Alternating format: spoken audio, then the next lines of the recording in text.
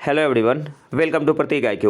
बिहार दरोगा special series में आज का टॉपिक है इन्वायरमेंट एंड इकोलॉजी, पर्यावरण एवं पारिस्थितिकी। स्टार्ट करते हैं आज का लेक्चर।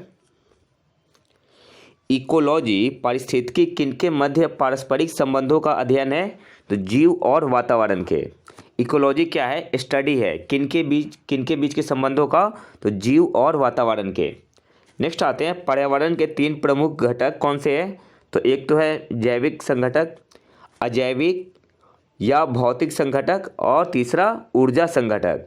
पर्यावरण के 3 प्रमुख घटक कौन से हैं? तो जैविक संघटक, अजैविक या भौतिक संघटक और ऊर्जा संघटक। नेक्स्ट आते हैं, सर्वप्रथम डीप इकोलॉजी शब्द का प्रयोग किसने किया था? गहन पारिस्थितिकी, तो अर्नी नेस ने। डीप इकोलॉजी शब्द का प्रयोग सबसे पहले किसने किया था? अर्नी नेस ने। घास स्थल, वन तथा मरुस्थल किस पारिस्थितिक तंत्र के उदाहरण है? तो स्थलीय पारिस्थितिक तंत्र के। एक पद जो केवल जीव द्वारा ग्रहण किए गए स्थान का ही नहीं बल्कि जीवों के समुदाय में उसकी कार्यात्मक भूमिका का भी वर्णन करता है।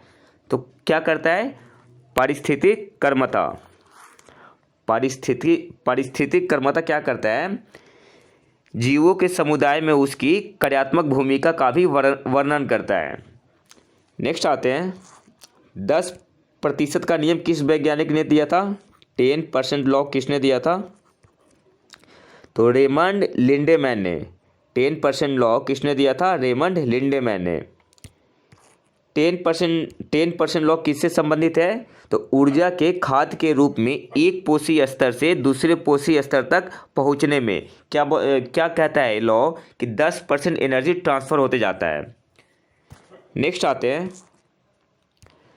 धारणीय या अस्थायी विकास, सस्टेनेबल डेवलपमेंट की अवधारणा किसने सबसे पहले प्रस्तुत की थी? सस्टेनेबल डेवलपमेंट की अवधारणा सर्वप्रथम किसने प्रस्तुत की थी? तो ब्रैडलैंड कमीशन ने। कब? 1987 में। नेक्स्ट आते हैं, सर्वाधिक अस्थायी पारिस्थितिक तंत्र कौन सा है? तो महासागर है, ओशियन। पारितंत्र में खाद्य श्रृंखलाओं के संदर्भ में किस प्रकार के जीव डिकम्पोजर या अपघटक कहलाते हैं? तो एक तो हो गया कवक और दूसरा जीवाणु। किस प्रकार के जीव डिकम्पोजर कहलाते हैं खाद्य श्रृंखलाओं के संदर्भ में? तो कवक और जीवाणु। स्थलीय पारिस्थितिकीय तंत्र में जीव भार का पिरामिड कैसा होता है? तो अपराइट होता है। कैसा होता है? अपराइट या सीधा होता है। बायोमास पिरामिड किस पारिस्थितिक तंत्र में उल्टा बनता है? तो जलीय पारितंत्र में जो बायोमास पिरामिड होता है, जीव भार का पिरामिड क्या होता है? उल्टा बनता है, विपरीत दिशा में बनता है। नेक्स्ट है हमारा, पारिस्थितिक तंत्र में तत्वों के चक्रण को क्या कहते हैं? पारिस्थितिक तंत्र में तत्वों के चक्रण को क्या कहते हैं? तो बायोजियो केमिकल साइकिल बोलते हैं, जैव भू रासायनिक चक्र बोलते हैं। समुद्री वातावरण में कौन से जीव मुख्य प्राथमिक उत्पादक होते हैं? तो फाइटोप्लैंक्टस। समुद्री वातावरण में कौन से जीव मुख्य प्राथमिक उत्पाद होते हैं? तो फाइटोप्लैंक्टन्स। नेक्स्ट आते हैं,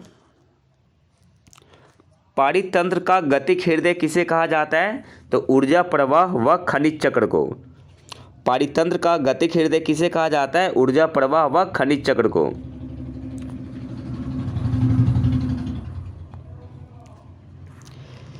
किस क्षेत्र के सभी जीवधारी तथा वातावरण में उपस्थित अजैव घटक संयुक्त रूप से किसका निर्माण करते हैं? तो पारितंत्र का निर्माण करते हैं। पारिस्थितिक तंत्र की ऊर्जा का प्रमुख स्रोत किसे माना जाता है? तो सोलर रेडिएशन को। पारिस्थितिक तंत्र की ऊर्जा का मुख्य स्रोत सोलर रेडिएशन को माना जाता है। नेक्स्ट है रामसर साइट। तो भारत में कुल रामसर साइट की संख्या कितनी है? 47। हम क्या करेंगे कि जो लास्ट में नए 5 रामसर साइट बने हैं उन्हें देख लेते हैं। तो हरियाणा में 2 बना था, एक तो है भिंडावास वन्यजीव अभयारण्य और दूसरा सुल्तानपुर राष्ट्रीय उद्यान। और गुजरात से 2 बना है नया, एक तो है थोल झील वन्यजीव अभयारण्य और दूसरा कौन सा है, वाधवाना वेटलैंड। और 47वां कौन सा बना है अभी, तो हाल ही में 47वां बना है हैदरपुर वेटलैंड, जो कि यूपी के बिजनौर जिले में है। और बिहार के कांवरताल लेक को भी रामसर साइट का दर्जा मिला है, और कौन से ज़िले में है, तो बेगूसराय में है। अब क्लास ख़त्म करने से पहले कुछ इंपॉर्टेंट करंट अफेयर देख लेते हैं। देखो, HR नगेंद्र कमेटी बनी थी एक, HR नगेंद्र कमेटी किसके लिए बनी थी, तो योगा के प्रचार के लिए, सारे इंपॉर्टेंट करंट अफेयर है। अगर मैं आपसे पूछूं कि नेस्कॉम के चेयरमैन कौन बनी है, नेस्कॉम के चेयरमैन कौन है, नेस्कॉम के चेयरमैन तो रेखा मेनन बनी है।